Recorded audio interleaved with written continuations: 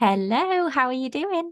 I'm very good, thank you. How are you? I am good. I'm good, thank you. Excellent. And we have another guest on the show today, which I am so excited to introduce who we have here because I had the absolute pleasure and privilege of watching our guest TEDx talk at Wolverhampton Women, which was such an inspirational day and with some female speakers. And our guest talk was around resilience, and I was scribbling so many notes. I had to hold back the tears as well, if I'm honest. The talk really hit me in a really profound and powerful way. And I knew in that moment, I was like, we have to have this lady on the podcast. We really do. So I have so much pleasure to introduce. We have Dr. Lynda Ince-Greenaway on the show today. And Lynda is a leadership coach, author, and TEDx speaker. So welcome to the show, Lynda. It's so great to have you here. You. Thank you. Oh, It's nice to hear. It's nice to be here and to meet you again. And yes. Charlotte as well. Lovely smile. It's Amazing. beautiful. It's nice to have met you. Thank you for inviting me. Oh, you're so Oh, welcome. And thank you for being here. yeah. So, Linda's book is called Hard Truth: Growing Out of Adversity, and it tells her remarkable story of her journey towards healing and resilience. The book you can get on Amazon, guys. And what we're going to do today is we're going to deep dive into a little bit of Linda's story and Linda's journey, and talk around the topics of resilience today. So, as always, when we have a guest on the show, we love to kick off with handing the mic back over to Lynda to tell us a little bit about you, Lynda, your story, your journey to resilience, your personal growth, and then we'll take it from there. So over to you. Thank you so much, Kat. As I say, it's a real pleasure to talk to you and to talk about my experiences and how I grew out of adversity, because you know that you cannot become resilient unless you go through adversity. And that's a very hard process. It is very difficult. But Mm, I would say that my journey began when I was actually 14 years old, and my father died. He died over a weekend. He had pancreatic cancer, and we mm, didn't know that. And he came home and he was in terrible pain. And, by the Monday morning, he was gone. And mm. my mother, who was a really resilient person, just looked up to heaven and she said, God, please help me with these children, because she had 7 children, to Wow. look after. At the time, she had two daughters who was living here in the United Kingdom, and she decided to come here without, just rooting up, without having ever traveled anywhere. And she came here to make a new life for us. My journey in terms of my education was a difficult one in terms of transitioning and leaving Barbados, a warm country. You can see the photograph at the back, and that's where I Yes. always want to be. Yes. But, leaving there and coming here to a cold country, having to acclimatize, having to transition was very, very difficult, because in those days, people had a lot of concepts and images of Black people, and I didn't have a very pleasant experience. Mm, But I fought against it, and I was married when I was 19 years old. I was raising 19 years old, and that was how I found my way out of the distress, a lot of the distress that I was facing at that time. However, my husband wanted to become a policeman, and it was something he always wanted to do, and I encouraged him to do it. So he passed out of police school, and we were only married for it was about 9 months. And then he was placed on duty. He went out in a police car, and the very, very first night he did that, he collided with another police car, and he was the only one that was killed in that accident. And so when the police came to my door, this shadow at the door was menacing. mm. And when I arrived at the hospital and heard he had died, I felt that my whole world had crumbled, it had crushed, there was nothing left, because he was the one that at that time that told me that I could achieve, that I could be something. and I was making something out of nothing. And so, you know, to lose him was horrendous. It really was horrendous. I had to pick up the pieces. I had to go back home to my mother. And at that time, I felt like very broken. And I was expecting my first baby, or my only baby. And I gave birth to him 9 days after my husband died. So that was very, very traumatic. Wow. It was like a double tragedy. So which would I choose? Would I choose to go with my husband, die, which I wanted to do, or would I choose now this life, this gift that was given to me? And I chose the latter. I chose to become a single parent, and I did that. I did it with a lot of fortitude and a lot of courage. And I think that that was where I started to learn how to become resilient, because as I was going through that experience of bereavement and grief and death, I didn't know how to cope with it. I didn't know how I would manage that situation.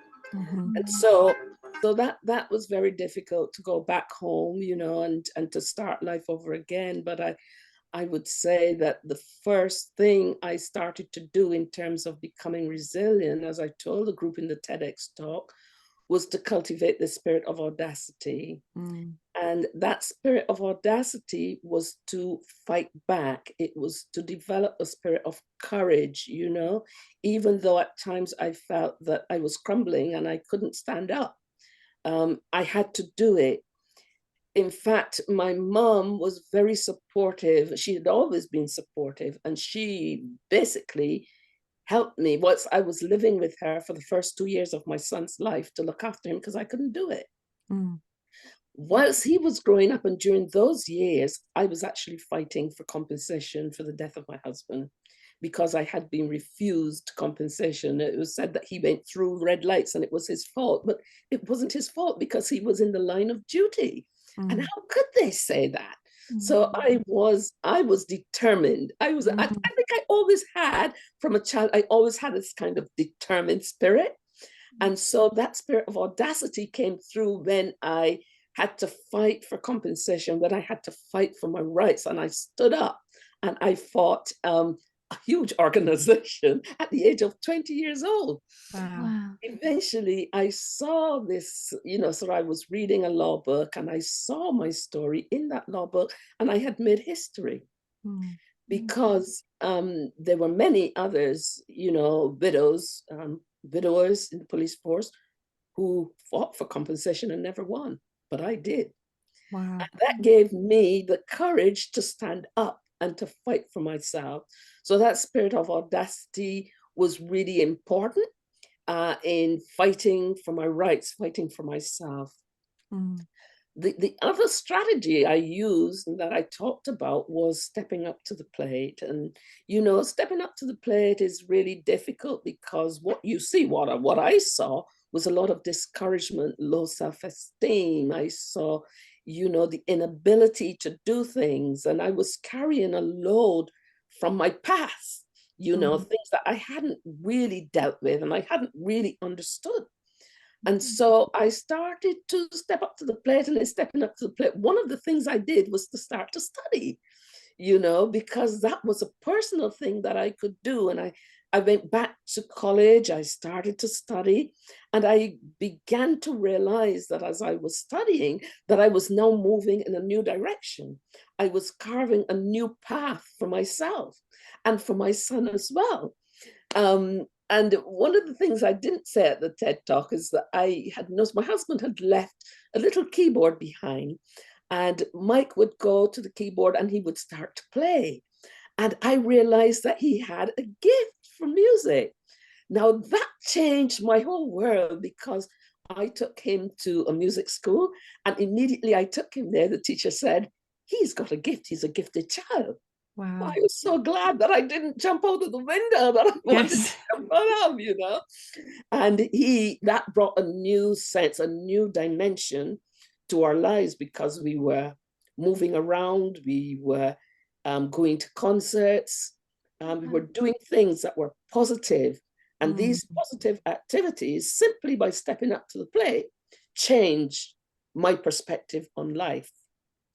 Yeah. So I was rebuilding my life. I was really rebuilding, all of those negative experience through studying, but also by wanting something that was different and wanting a new life. So that restructuring process became the foundation on which I began to build a new life, and life not just for me, but for my son. The third thing I did that I talked about was reclaiming and reframing. Reclaiming my faith was important to me because I had grown up in a Christian family, and my mom had shown me a lot of values that were important. So I reclaimed those, and I thought that those were important values on which to build my life. I also kind of chose to be different, so being different meant that I didn't kind of believe the messages, the negative messages that I got, or even my own negative thought processes. So I moved beyond that to negativity, and when I did to positivity. And when I did that, I started to move in a new direction. And it was like, Linda, you can do anything. You can bring down mountains if you like. You can fight giants. You can do anything you want to do. And that was so empowering for me. It was very, very empowering to then believe in myself. So self-efficacy was important. And I think it's one of the major planks on which we build resilience, learning how to believe in yourself, learning how to cultivate that spirit of audacity and that spirit of I can. It's the I can attitude. So now I was working towards all of this and moving in that new direction. And then finally, I, chose to remain single. I didn't feel that I needed a partner because I was doing it for myself. So I remained single for 47 years and did not get married until 5 years ago when I met my husband. Wow. And that was a beautiful day. And I don't know if I would say that it ended, so the story, but it was a new chapter. Yeah. It was a new chapter, and my husband's become very kind of important in helping me. That like some men can be, oh, you can't do that, or I won't support you to do. No, he did. He's really supported me when I was writing the book through the COVID time. That was a time of a lot of tears, a lot of heartache. I couldn't write it without going back to those memories. They just haunted me all the time, but he was very supportive. So that was a good aspect. Wow. And in a way, the story ended in the book. The story ends on a positive note, Yeah. I know that when my son read it, it's one thing I have to say, when my son, because I had shielded him from so much, but when he read the book, he said, Mom, I cried and I cried and I cried. I can imagine. I can imagine. Yeah, he said, I didn't know that you've been through so much because I'd shielded him from it. Wow. What a remarkable story, Linda. At such a young age to experience such a traumatic thing, losing your husband, and then stepping into motherhood days later, at 19 years old, on your own, having to also navigate through the loss. Parenting alone, at a slightly older age and with somebody by your side to do it is still really, really challenging. Absolutely. So to have come through and, like you say, and you express in your book, growing out of adversity, it really, really is remarkable. And just listening to you share your journey and those 3 things that you've identified in building resilience, what I'm really hearing in all of this is that how much you've harnessed that power of choice in each moment. And that's what Shah and I, we talk about this a lot in the work that we do, because it's something that we can always reclaim for ourselves, isn't it? A choice in that moment. And sometimes it's incredibly hard to choose a better way. But what I hear is the choice. What I hear is the doing something different. I hear new perspectives. But all of that is underpinned by a choice, isn't it? A choice to see it this way or that way. A choice to do it the same way or do it a different way. And it's just so empowering to know that life isn't always a bed of roses, is it? It's not always wonderful. I think No. we know this, don't we? Yeah. This is Yes. the reality. There's ups, downs, ins, outs, back to fronts. There's everything, isn't there? And sometimes it's really, really tough. And knowing that we have to feel what we need to feel in those moments, but that there is another way and that there is always a way through. I just think it gives so much hope and so much empowerment to ourselves, that we do have that choice. And yeah, I just really thank you for sharing that, because I know our listeners will really get a lot from what it is that you've been through and how you've navigated through it and what you've built since as well. It's amazing. It really is. Yeah, yeah. But you know, I think when you say about choice, I had the choice to live or die. I did. I Yeah. had that choice in my hand. But, and even though I was young and I didn't know the difference between the choice, I made the right choice. I made the choice for life. And I think that very often when people are going through things like depression, when they are facing trials, hardship, they think, I don't want to live anymore because this is so tough. This is so hard. But I think when we choose life, we have another opportunity, another door open. And I think that a lot of doors opened for me out as a result of making that choice. Yeah. You know, so I think the comment you make about choices is an important one. Yeah. Yeah. You also mentioned about sort of you built something on a foundation of, if you remind me what you said, Mm. on a foundation. Faith. Yeah, and faith. Yeah, that Yeah, was it. Yeah. yeah, yeah, yeah.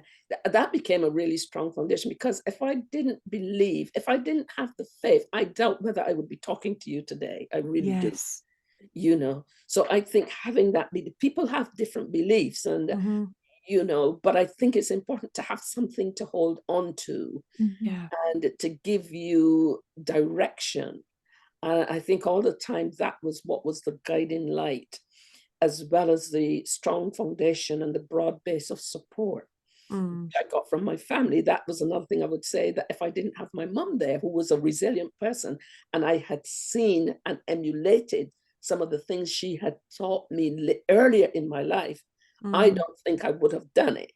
So No. having that support around me was important. And although sometimes there were things that my family couldn't help me with, they couldn't help me with the sleepless nights, they couldn't help me with the loss, they couldn't help me with the anxiety, but they were there for me so that when I wanted to talk, if I wanted to talk, because very often we would be sitting at the dining room table and my mum would always bring Mike into the conversation and I would walk away.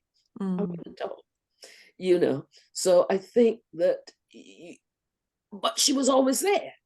Yeah. And I could call on her if I needed her support, Yeah. you know, and I think, yeah, very often people don't have the right type of support because Yeah. it wasn't the type of support that we have today. You know, you can go to social services or the therapist. I had none of that, none of it. So it was hard. So it's really important who we surround ourselves with, isn't it? And the support networks that we can create for ourselves, the communities that we're part of, Yes. especially in more challenging times, because I know personally, having experienced some not very pleasant days, there is that tendency to just want to pull away from the world, isn't there? And Yeah. retract back and hide away. And I Yeah. suppose it's making ourselves in those moments, again, going back to choice, choosing to maybe reach out, speak Yeah. to somebody that we can, confide in, Yeah. and just building those networks around us so that we don't have to go through the Yeah. challenges alone. Alone. Yeah. Yeah. Yeah. Yeah. We don't I, have to. I think it's in those times it's quite hard to, like, when you need to reach out, but you don't know what it is that you want to say. Yeah. Like, I Mm, know I've been through that where, you kind of, you want to reach out and talk to someone, but you don't actually have the words to explain how you're feeling. And sometimes it is just, Mm. like you say, that support, knowing that it's there for when you can, or just to kind of almost, I suppose we need that nudge of courage to be able to just start getting some words out so that they start to Yeah. flow. Yes. And as well, I would add to that, it's sometimes a feeling that people won't understand. So you stop talking as well and you push it Yes. inside. And when you push it inside, then that produces some really negative energy, you know. mm, So now you are moving into depression, which I did. Yeah. and you feel like, as nobody understands this, nobody understands what I'm going through, Yeah. but you have to be able to put it in words, Mm. and you have to be upfront with saying, I really feel awful today. I feel terrible, and can you help me? Can I talk with you Yeah. for a moment? And finding that right person, because it's not everyone that you can talk to. Mhm. So finding that support system, finding that person, finding that service, Yeah. that can help. I agree. I agree with you, And that Joanne. really links back to the first point you made, which was the spirit of audacity, having that braveness and that courage and Mm, fight with perseverance, because it can feel hard to ask for help sometimes, can't it? Especially yeah, when you're in, you're in that particular space. So I think adopting that spirit of audacity and that braveness to ask for help, because it's absolutely okay to ask for yeah, help. But sometimes it yeah, does feel like a big move. But I think we should yeah, really advocate this, that yeah, let's do it, let's be brave, let's be courageous. And again, yeah, that's a choice that we can make to just reach out. And I think it's taking small step after small step. It's not trying to go from being where we potentially may feel yes, to just yeah. everything be okay again. It's a gradual thing, it's a building process, isn't it? Yeah. Absolutely. And if, like the example of the mountain I gave, if you were stepping up a mountain, you wouldn't climb it all in one go, would you? No. Take it step, you would prepare yourself, you would get the tackle, the gear, and then Mm, you would take one step at a time. And as you take steps, then you get to your destination. And the important point in that is that you never give up, you never turn back. mm, Because you get to a certain point, and I know that in my studies, for example, when I was doing my PhD, I got to a point where I was actually fatigued. mm. And I wanted to give up, but I said, I've come too far. I can't Yes. give up. And it was that kind of spirit that pushed me on Yes. time after time after time, to go that second mile, to do the best I could. That Yeah. was what Oh, did it. It's the that's fighting spirit. yeah, that's so true, isn't it? Because we all get to that place sometimes of whether it's discouragement, fatigue, like that, you just need that little push. And it's almost like it's okay to have a little mini rest. Yes, And then we keep climbing. yes, Take Yeah. that absolutely. little one, take that little one. Take that little one.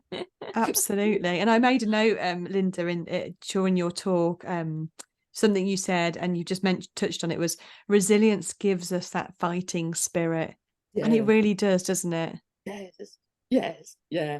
That is the essence, I think, of resilience, really. Mm, It's the will, it's the power to fight back against, those vicissitudes of life, the things that are happening to you that you don't understand.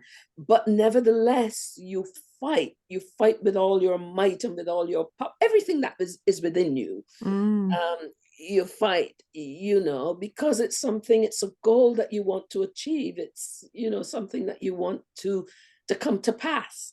yeah. And if you don't fight for it, you will never achieve it, because Yes. it does not come easy. And that's No. the thing. I think there are a lot of people in this world who think that that things that they want will come easy, and it's just not true. You have No, to it fight. requires work, doesn't it? It Internal requires a work. lot of hard work. A lot of internal work, Yeah, absolutely. yeah, You yeah, also mentioned earlier, Linda, about having an I can attitude. Again, this is something that Charlotte and I really, really stand for in yeah, all the work that we do, because it's just such a powerful yes, phrase to, self-talk, I can, and that yes, that inner belief. If one of our listeners is wondering at the moment, like, how can they step into building this resilience? Obviously you've mentioned these three ways that they can do that, but if they want to also adopt and create an I can attitude, is there any kind of starting place or tip or advice, mhm, anything you give them that they could think, just if they're thinking maybe that feels quite hard right now, yes. how could they just kind of get off the blocks with creating an I can attitude? The first thing you do is you think about what you have achieved before. From the time we are born, when we come out of the womb, we start to breathe for ourselves. I can do that. I don't need Mm, my mom now to give me that that source of energy. I can breathe for myself. So I always go back to what I have done in the past. And when I see that I've achieved something, I then say, I can do this because I've done that. You see, and that, I think that's a very important way to think and to keep building on what you have done before, because that then breeds a sense of, yeah, I can do it because I've done it before. What's to stop me? And the other thing about I can is that if someone else has done it, so can I. Yes. I can do that because they've done it. So how come they did it? What is it that they need? Maybe you don't do it in exactly the same way, but you can do it, and you can do it in your own style and your way. So you see, I think that's a very strong tip I would give to people. Just look at what you've achieved from the time you were born, how you took steps, Yes. and where you've moved to. It's very powerful. I love that, because I also I often, before I started kind of tapping into self-development and doing some of the inner work, I'd always focus on the times that I'd fallen down instead of the times that I got back up. And like, it's like, why did I do that? Like, I got back up this many times. Like, yeah, I may have fallen a few times, but I always got back up. And Exactly. Yes. yeah.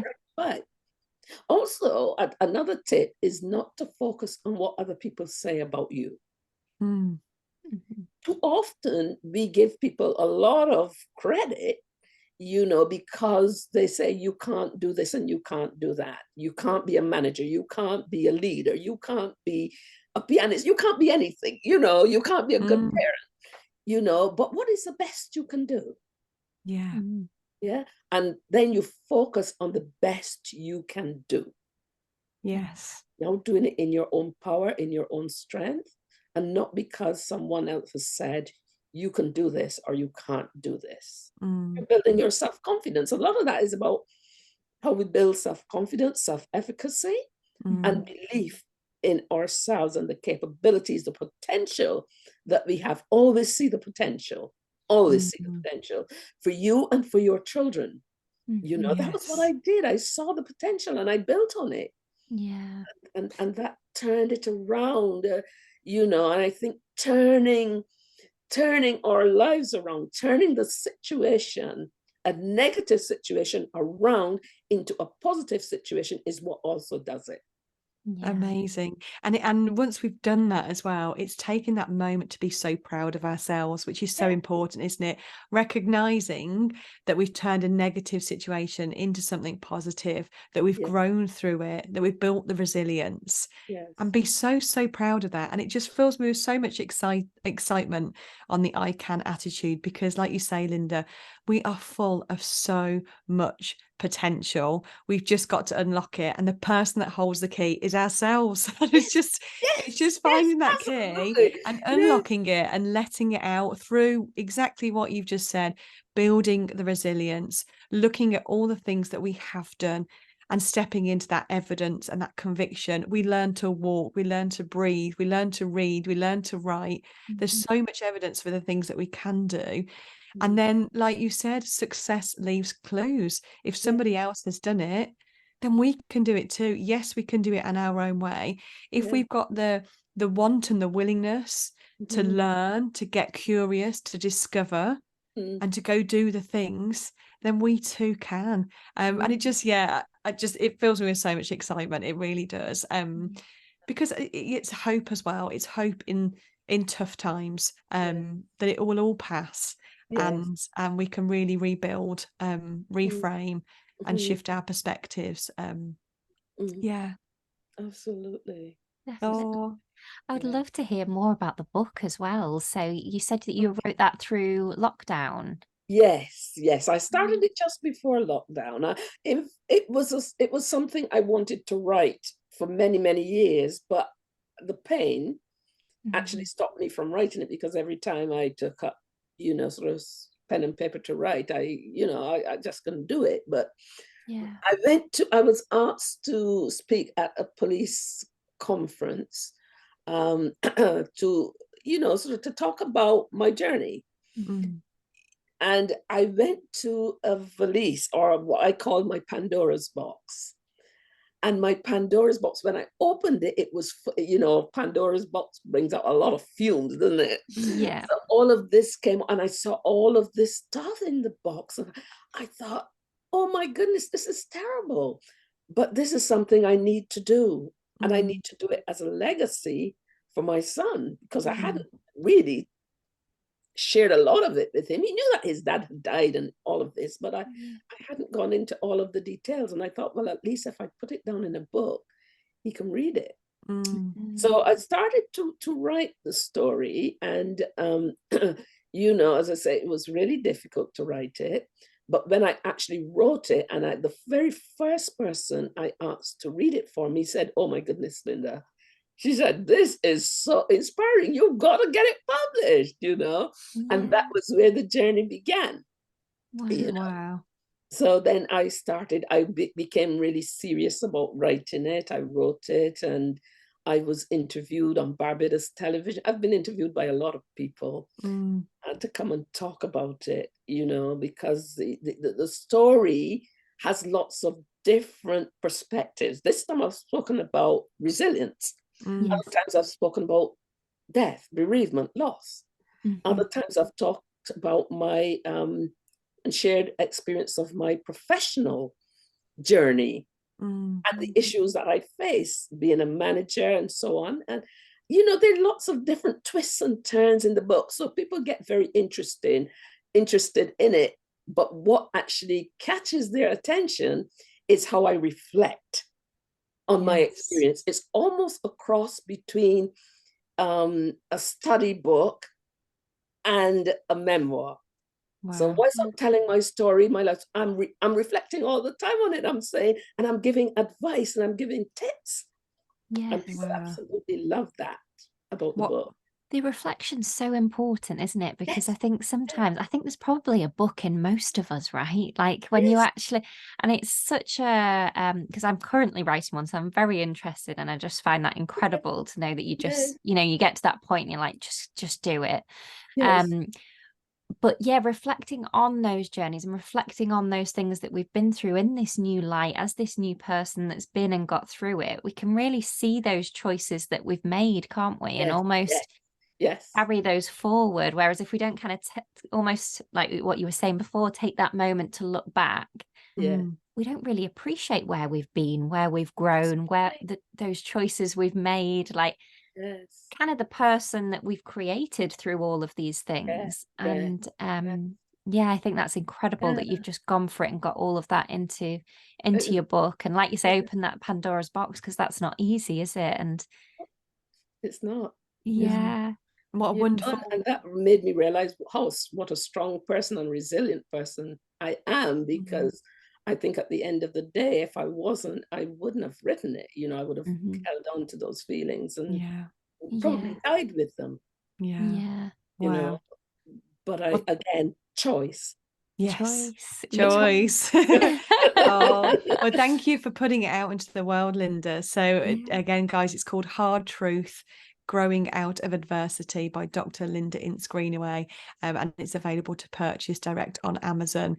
So it sounds like an absolutely incredible story that will help many people in many different ways, which is really, really exciting. So I can't wait to read it. I'm going to get that one and get that one read for sure. Absolutely. I'm actually on the lookout for a new book, so there we go. There we go. Thank you very much. There we go. We'll pop the links in the show notes as well, guys, so you can see where to purchase it from there. So it's been incredible to talk to you, Linda, regarding resilience and those 3 points that you made for building. So the spirit or audacity, stepping up to the plate, and reclaiming and reframing, and also the golden nuggets then on creating the I can attitude as well has been so much value. So we do love to round off our podcast episodes with a question for our guest. So we put you on the spot here, Linda. So the question that we love to ask is, what's one piece of advice that you would give to your younger self? My younger self, that is a hard one. Yeah, it is, isn't it? If I went back to my younger self, I think the question I would ask is, do you think that you can make it? do you think that you can make it? Because I do Yeah. believe it is the way we think that actually changes, the processes that we go through. So do you think, Linda, that you can make it? And I would want the answer to be, yes, you can. Yes. Yes, Love you that. can. All you need to do is to have that faith and belief in yourself. 100%. Oh, what Yeah. a fabulous question. I love that. It's Like, a good Yeah. question. And yeah, your it just apps. needs that. Yeah, that is just so important. And I think it is. It's our thoughts, isn't it? Yeah. They're so key. Yes. Oh, amazing. Love that. Wow. It Yeah. has been an absolute pleasure to have you on the show, Linda. It really, really Yes. has. Thank you. And guys, we'll pop all of Linda's details into the show notes so you can see where to get the book from, how to work with Linda, and all of her LinkedIn and social pages as well. So wishing you a wonderful day, Linda. And I know we will stay in touch. Yes. We absolutely will. It's been a real Yes. pleasure and a real honour. And we look forward to speaking with you again soon. And for our listeners, we are here for you always. If you want to reach out, if anything's touched you in this episode, please do share it with us. We'd love to hear from you. You can DM us or you can reach out to us on our email, hello@theauthenticgirlsclub.com. And just wishing you all a wonderful day, evening, afternoon, wherever you are in the world. And we'll see you all soon. Thank you so much, Linda. Thank you, Thank Linda. you for having me on your podcast. You're Thank you. welcome. Thank Take you so care. much. Take care. Bye. Bye-bye. Bye. Bye. Bye.